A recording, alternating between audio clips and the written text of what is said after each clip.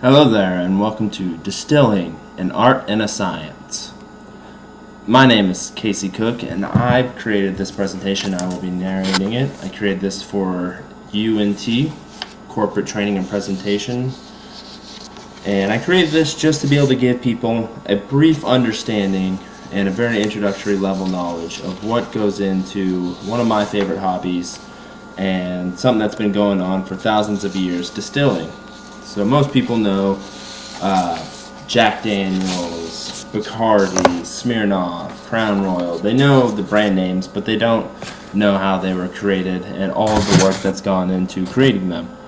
So I just wanted to, you're at the bar, you're at a restaurant, anything, you see people drinking a drink, and you ask them, hey, how is this made? What are the ingredients? And most people don't know.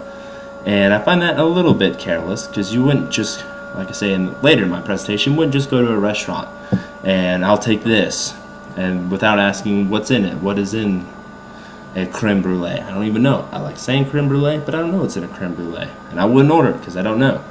So you wouldn't do that. So not knowing what goes in your drink is kind of irresponsible. So like I said, this is just going to be a basic understanding and an introductory level into what goes in your drink. And some of the slides, the audio there's going to be a little bit of dead silence, but that's just because in order to make room for some of the audio, I had to make other ones longer that don't have as much audio. So there might be some dead spaces, and I'm a little sick, so there might be a little coughs during this presentation. So I hope you enjoy this presentation, and thank you for joining me.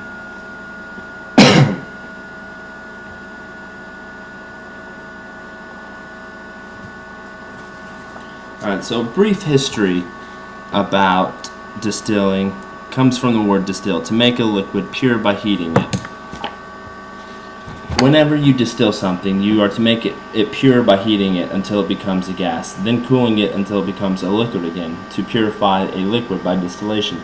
So basically, when you're distilling something, you're just taking it from a liquid substance to a gas back to a liquid. And distilling has been an integral part of society ever since it was discovered. It dates back to 800 BC in China. Early distilling used sugary materials such as honey and grapes, because when you use something that's just sugar, you don't really need the rest of the process. You don't need to cook it. You don't need to have corn or wheat or any of that. You just have the sugar. Then the natural occurring yeast will come in, and that will create the yeast will turn that into alcohol. And that's how you got beer or you got wine. And then eventually you distill that and you concentrate it, and that's how you get spirits.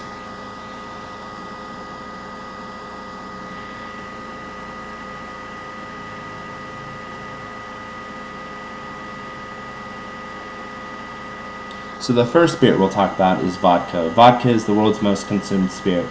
It's consumed heavily in the United States, Canada, Germany, Ireland, and of course, everyone knows it's a huge hit in Russia. The Russians love it.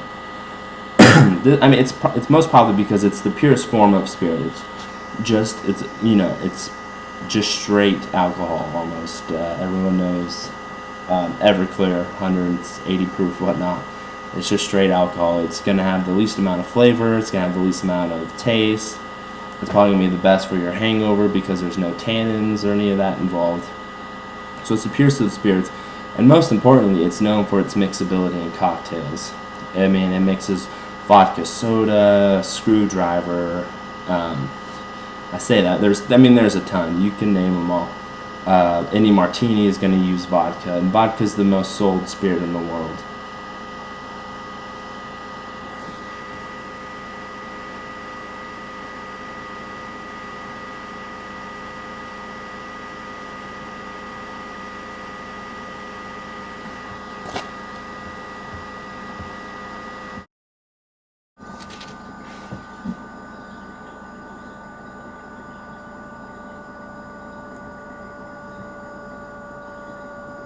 So now that you know a little bit more about vodka and about the brief history of spirits, we'll transition into how vodka is made and its ingredients.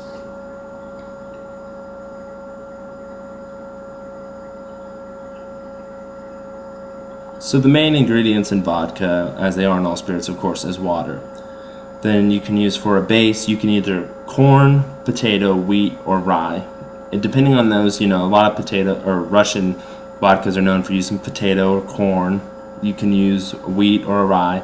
Depends on what kind of flavor you want and how much starches you want to start off with. There's a lot of different reasons for using each. Most of it depends on, you'd use potatoes if you have an abundance of potatoes. A lot of potatoes were distilled in the United States because we had a lot of corn, and that's how bourbon came about, but it's also how you can make a corn vodka.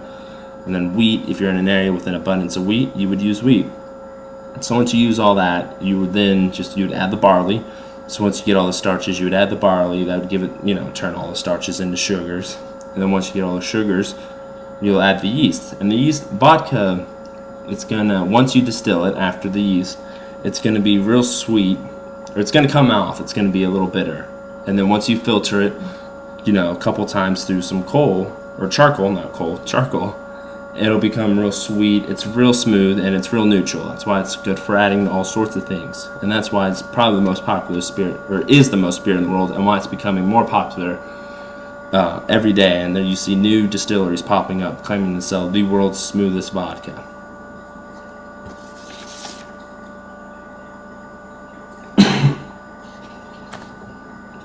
So the next spirit we're going to talk about is gin. And gin, I know, sounds like an old person spirit. Well, it kind of is. It's just because it's considered an older spirit, but it's making a comeback in the United States. It's most likely, as far as we can trace back in the records, first distilled in the Netherlands. But now, it's most commonly associated with Great Britain. It's associated with the soldiers when they had their colonies. And it's associated with Great Britain because when they had all their colonies, they were able to have all these access to spices and all different sorts of ingredients. And gin is essentially just vodka distilled through like a sack of spices, with the main ingredient being juniper berries. And that's what distinguishes gin from a vodka, is it has to have juniper berries as the main ingredient. And so when you put the juniper berries, that's what's going to give it that real florally taste. And it's popular in Great Britain because for a while their gin was their most produced spirit, and now it still is for the most part besides vodka. But gin is really good. It's making a comeback because it's for its ability to mix with tonic, soda. You can do a gin and coke. They're all good, and you're slowly starting to see it make a comeback in the United States.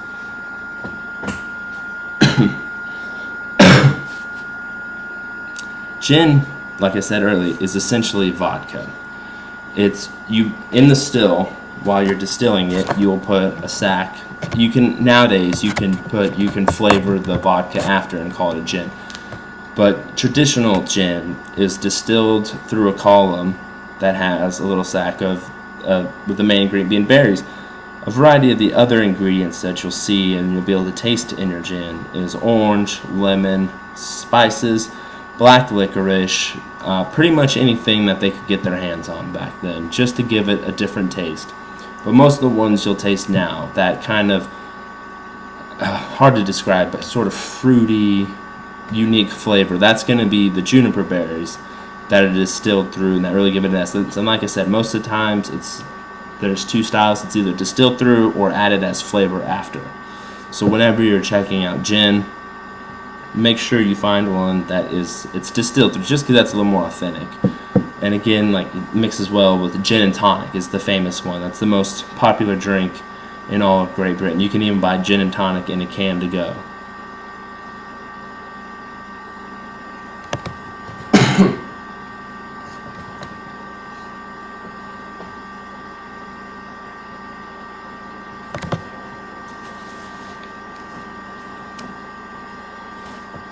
So moving on to our third spirit, rum. Rum is, first distillation of rum traces back to the Caribbean in the 17th century. That's why everyone associates it with pirates or with being on the beach or rum and coke and all that.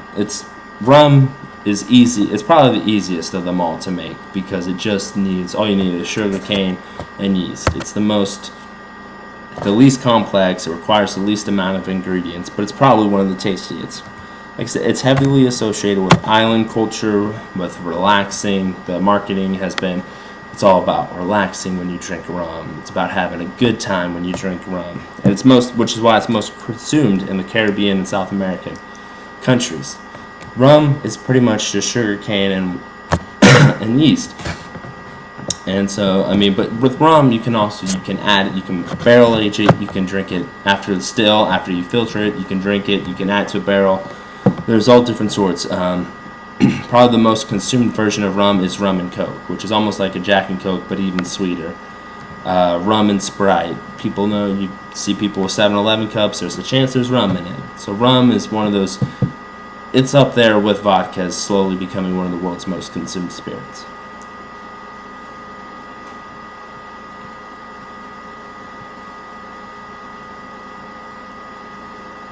So some of the ingredients in rum, just like all the other ones, water.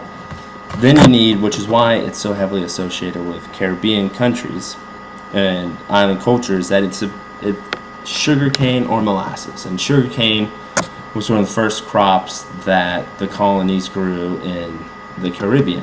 They had slave labor, they grew sugar cane. If you don't need all that sugar, what can you turn it into? You can turn it into molasses, which you can then turn into rum, which is a lot more marketable than sugar sometimes. And so after you grind it up, you get all the sugar, you turn it into molasses, you then let it cool and you add a little yeast. There you go, it's turning into alcohol. And then just distill that. You can filter it, run it through a barrel, let it sit in a barrel for a couple months, and you have a rum. You have an aged rum that's going to taste more like a bourbon. But that's why it's so popular. Is it's smooth, it's sweet, it's easy, it's associated with being on the beach, having a good time. And so rum is right up there with vodka. Any questions?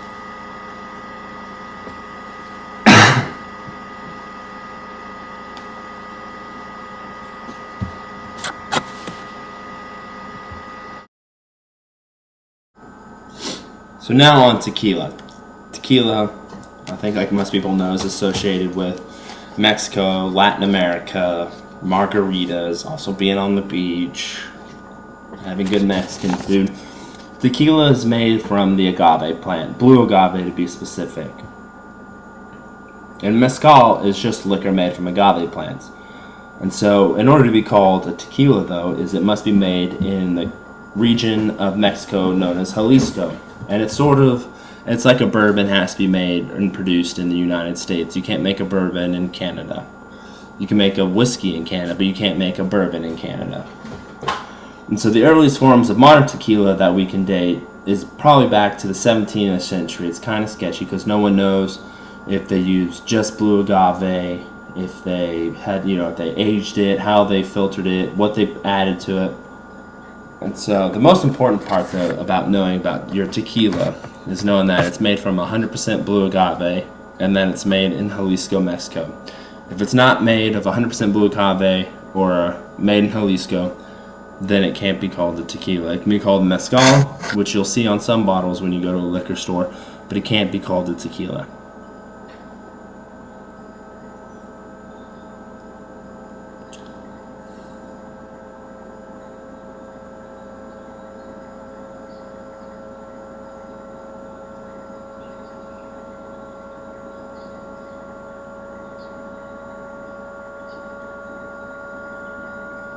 Does anyone have any questions?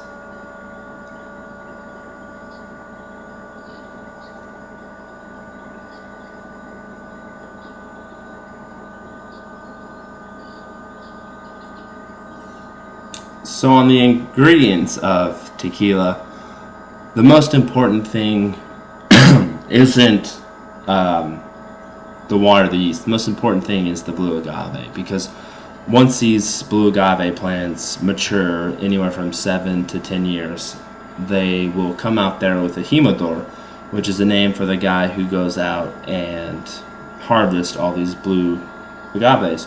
They're huge plants, and so he has a large, almost like a shovel with a sharp end, and he goes out there and he cuts off all, the pointy ends. He takes that the core, the pit of it, and then they go and they grind it up. They get all the moisture out, add a little bit of water, not a whole lot, I mean just enough to get it to a nice moist substance. Heat it up and then let it cool down and add the yeast. So it has to be 100% blue agave. These plants, you have to prepare. They have to be grow for 6 to 7 years. So it's a really complex product. It's a complex spirit, which why it's so protected, which why they have all these laws surrounding it. It must be 100%. It must be made in this certain area, so that you can't just do a knockoff tequila and bring down the name of tequila. You don't really ever taste a tequila that just kind of doesn't taste. You might taste something that tastes cheap, but it will never taste like it's just not even a tequila. So now on to everyone's favorite spirit and the most delicious, whiskey. Whiskey bourbon. Modern whiskey can be traced back to Scotland in the 15th century.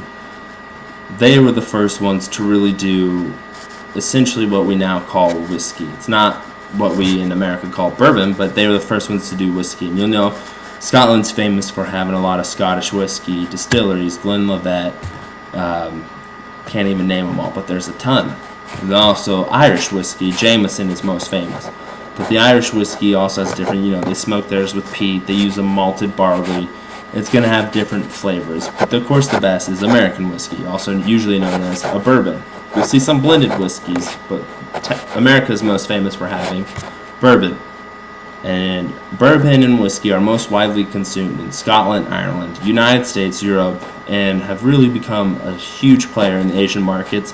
A Japanese company just bought Jim Beam for a lot of money. And so the famous saying is, all bourbons are whiskeys, but not all whiskeys are bourbons. Because in order to be a bourbon, it has to be made in the United States. It has to be aged in a new white oak barrel, and it must consist of at least 51% corn. Is there any questions on that?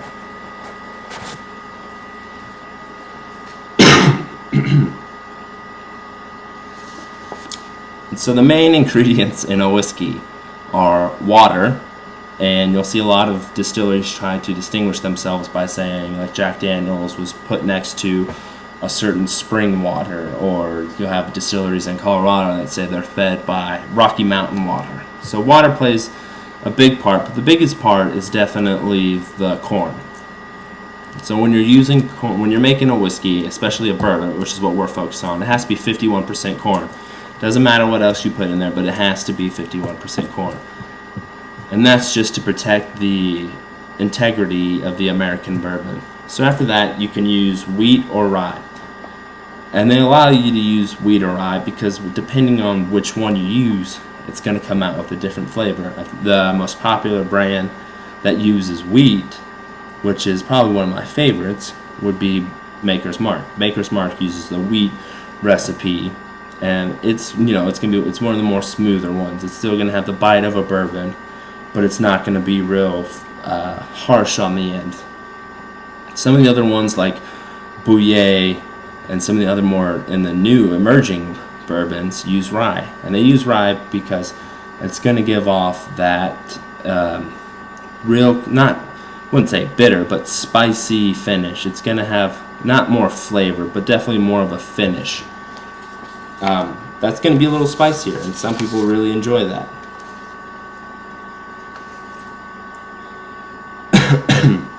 And so now on to the process. The process of distilling is, it sounds simple, but it's 4 easy steps for the most part. Besides vodka and gin, the other 3 major ones use these 4 steps. There's creating the mash, which is putting all the ingredients together. There's the fermentation, which is letting it all sit, letting the yeast do their magical work and turn all of that sugar into yummy alcohol and CO2. There's distilling, which consists of heating all that stuff up to get all of the good stuff, the alcohol up and out, and get it down into a container that you can then filter. And once you filter it, it's ready to then barrel age. And that's when your spirit really catches its flavor and is really gonna bring out all the goodness. When you have a rum or a tequila or a bourbon that's been in a barrel for a couple of years, that's when you're really going to taste the uniqueness of that spirit. That's why The older, generally, when you look on a bottle, if it says it's been in this barrel for 10 years or versus 2 years, the 10 years is going to be probably 4 or 5 times as much as the 2 year. Any questions before we go into the process?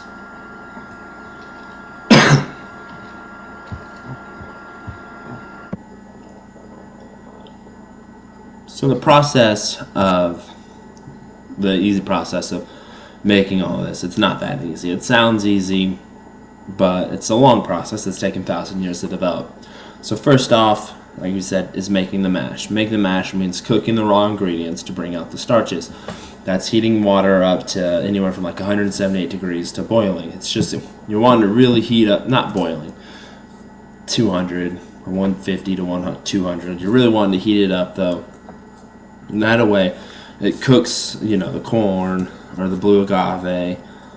It cooks the the rye. It's going to cook it and bring it all out, bring out all the starches.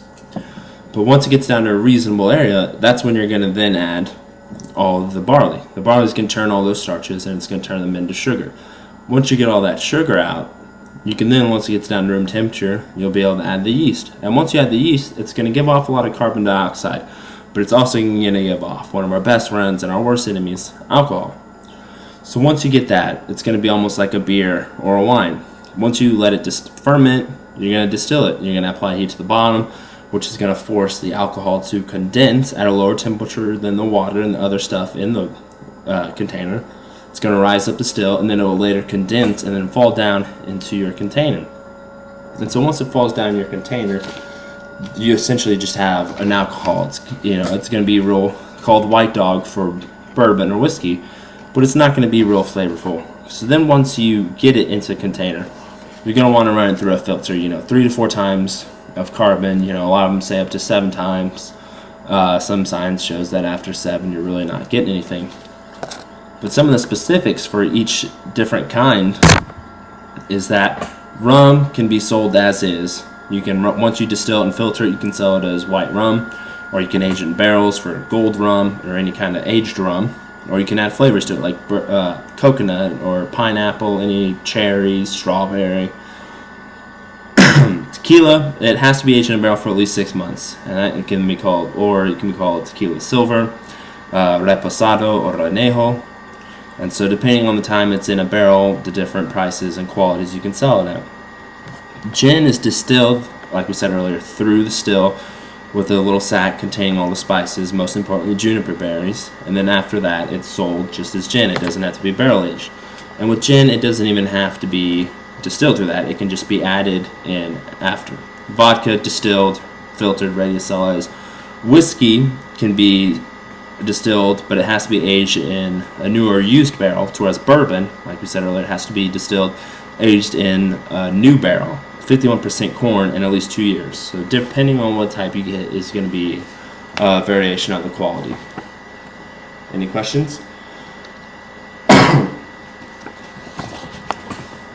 So a few of the references I used, besides just basic knowledge from having done this for 5 years now and going on countless tours that you can't really cite, I used the homedistiller.org. It's a guy who runs a really good website for beginners on just the basics of distilling. American Distilling Institute, ADI, they're really trying to be like the fact checker and backbone of the emerging distilling industry in the United States. For definitions, I use Britannica, Merriam-Webster's Dictionary, and I had a map that I didn't make into this PowerPoint, but we had a map that showed but it didn't make it in the PowerPoint, but it showed where and what was consumed where. So that's what I used for all of the where and who consumes what.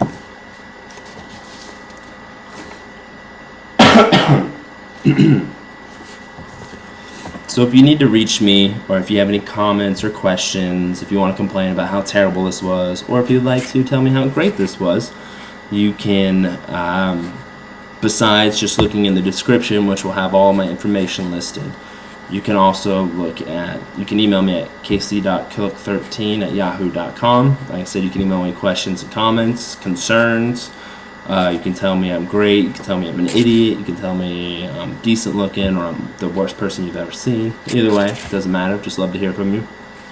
Once again, I'd like to remind you to drink responsibly.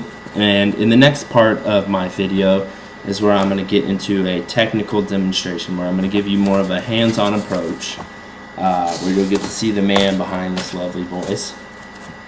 And it's where I'm going to just try to get more of a feel, show you the inside of a barrel, show you the ingredients, show you what a still looks like, and just give you more. I mean, you've heard about it and you've read about it, but now it's time to kind of put pen to paper and show you in action, get you some hands-on experience. So does anyone have any questions or anything?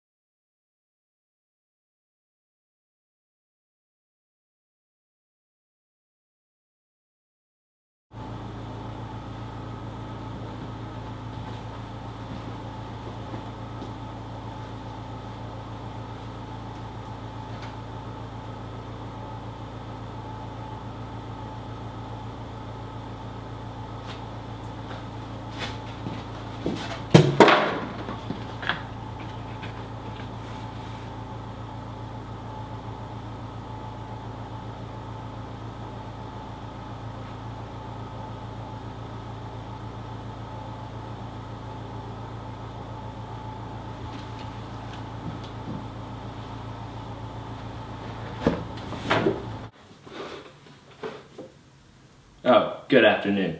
Distilling is as much of an art as it is a science. When you distill something, you are following in the footsteps of millions of people and a progress that has changed over the past thousands of years. We consume spirits all the time, but rarely do we know what goes into our drinks. You wouldn't eat a meal at a restaurant without knowing what went into your meal, unless you're eating at Taco Bell. So not knowing what went into your drink is irresponsible in my opinion, as it does not allow you to fully enjoy what you are consuming. Someone has taken useless ingredients such as corn, wheat, barley, rye, blue agave, sugar, juniper berries, and water, and turned them into something beautiful. With the help of yeast and a little bit of heat and the right equipment, you too can make these enjoyable spirits. They play an important role in our history, show the uniqueness of our geography, and how it continues to shape us.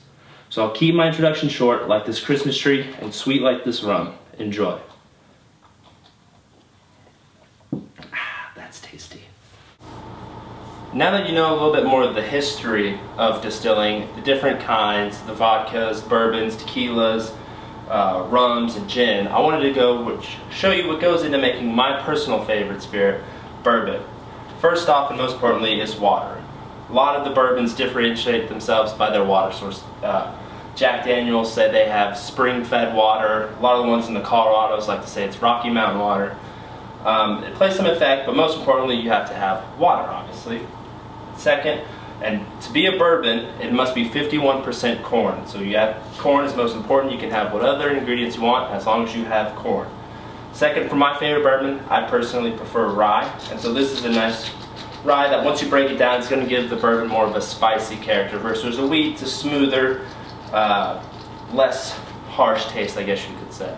And then thirdly, what takes these two, breaks down the enzymes in these and turns them into sugars that the yeast can afford to feast on, is barley. Barley is what, if you go into a brewery, it's going to smell like barley. This takes all the enzymes from the corn and the rye and really breaks them down into sugar that the yeast can then break down, turn into alcohol, and release into CO2.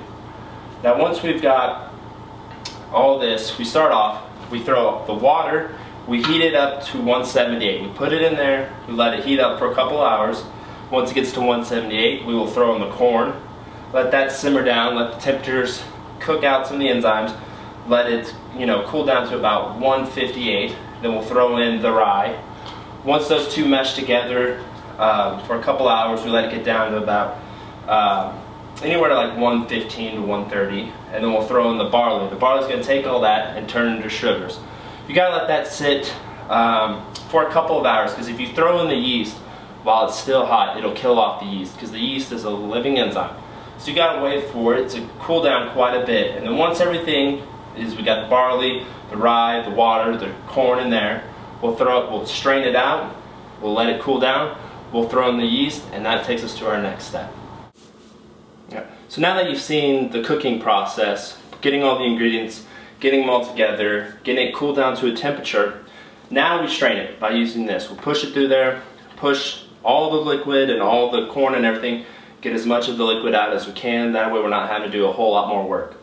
So once we strain through there, we discard all the excess mash. We just get rid of it, we call it spent grain. And once we have all the liquid in here, we let it cool down, and then that's when we'll throw in the yeast. Now this is a fermentation tub. I mean, you'll see breweries and places that use big tanks. Since we do it on a small scale, we use this little plastic tub. We'll put a lid on it, and we'll put a little gauge, and it'll bubble, and it'll show us about when it's done. That usually takes anywhere for our recipe between 48 to 72 hours. Sometimes we'll let it sit an extra day if it's bubbling. If it's in a warm room, it'll ferment a little faster because the yeast will be a little more active. But if it's kind of cold, like it is now in the winter, it could take a little bit longer than 72. But once that's done, we'll take it all out of this. We'll get a hose, we'll pump it from here, we'll pump it over into the still, and then after that, we're ready to distill. Now that you've seen all the ingredients, the cooking method, the fermentation part, now it's time to go to the distilling. Once it's done distilling, after about 2-3 days, we take it out of there, we pump all the juice, and we put it down here into the bottom of the still. Directly under this, we use an industrial hot plate. It heats it up. We don't have to worry about open flames around an alcohol source that's very flammable. So we just use a hot plate. It heats it up, and around 167, 168 is when you start getting the bad stuff. Those are called the heads. You don't want the heads. You cut that out, that's all the nasty rubbing alcohol tasting stuff. It's what leads to bad hangovers. So we pull all that stuff out. We do that about 4 times, we drop the temperature, and by that time then it gets about 172, that's the sweet spot. That's when we start distilling. So as it heats up, the alcohol vapors are, turning into vapors, and they're coming up. And as it gets along the way, we have little copper plates in here, 7 of them. So as it comes up, it'll hit a plate here, it'll drop back down, condensing. Then it has to heat back up, so it's leaving some of the nasty stuff behind again, heating back up, hitting that next copper plate, dropping back down, heating back up, going through. So after that, it goes 7 times. By the time it gets up to here, we have these water chillers that pump cold water through, up these tubes and up through here, chilling the water to also drop it back down again. So by the time that it comes out through right here, it's as clean as it's going to get before you filter it. This right here is our temperature gauge. Like I said, usually around 168, we start pulling off some vapors. Around 171 is the good stuff. For our bourbon, we usually go up to, about 200, 203.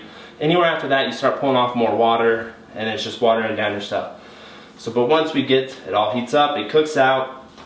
Our average cook, since it's a little still with a little heat, it's taken it probably takes us about 6 hours for a run. And then we let it all distills out. So then we turn off the heat and we let it cool. You could probably let it cool down on that because it gets pretty warm. In the morning we throw it away, and it is some of the nastiest smelling stuff you'll ever smell. It's sour, it smells terrible. Throw that away, and then after that what you have left is a bucket of White Dog. It's unfiltered. It hadn't been aged in the barrel at all. It's not very good tasting, but it comes out about 170 proof. So after that, we'll filter it, and then we'll throw it into our trusty friend, the barrel. Now the aging process. So you've seen how we cook it. We turn the water, the corn, the rye, and the barley, cook that together, let it cool down, throw in the yeast, let it ferment, run it through the still, run it through a charcoal filter. Once all that's done, after about 4 or 5 days, it comes out with this. It's extremely clear, it's very high proof alcohol, it's not going to smell the greatest, it's not going to taste the greatest. Even filtered, it's still going to have a little bit of a rough taste. But once we take it from here, we put it into these smaller white oak unused barrels. To be a bourbon, it has to be in an unused barrel. These smaller barrels, usually they use the much larger barrels. That's just because they can do it with their production scale. But for us, we use these smaller ones because there's more surface area for a less amount of liquid, which allows us to age it for a shorter time span, but get the same taste and flavors that you would get out of a full barrel, bringing out a lot of the oak, the vanilla, and a lot of the spice that comes out of these barrels. Because as you can see, The inside of these barrels are just a deep charcoal burn. You can see the flakes. It goes into the wood and it's going to sit there, and then it'll come out as the temperatures change, and it's going to draw in the moisture. It's going to pull out some of the flavors, and that's what gives it the color and the flavor, all the good stuff that separates a bourbon from a vodka. So this, once we throw it into one of these barrels, after 6 months we pull it out, we run it through another paper filter to get any sediments that might be in the barrel. We pull it all out, and this is what you get. You can see it's got a lot darker of a color. It's going to have a lot more flavor. It's going to have some more vanillas, oak, a little bit of orange flavor. It's going to be very good. And my recommended way for drinking this is to put it in a little glass with a couple drops of water and maybe some ice. But now that you've seen the whole process, this is what you come up with. It's a long process, but you turn all those basic ingredients into something beautiful. Now that you've seen the process and everything that goes into it, you come out with this pretty little bottle. I just wanted to show you my favorite, my preferred style of drinking a good bourbon. First, take a little bit, pour just a little bit into your favorite drinking glass. This is mine. Kind of makes it look like it's always about to spill. So you pour just a little bit in there. Then it'll take some spring water, purified and everything, and just add a couple of drops. It's just going to bring out the flavors, really enhance the bourbon. And last but not least, always got to have a good cigar with it. It's going to help bring out the flavors. A nice dark one. Usually I prefer it pairs well, in my opinion, with the bourbon. So enjoy.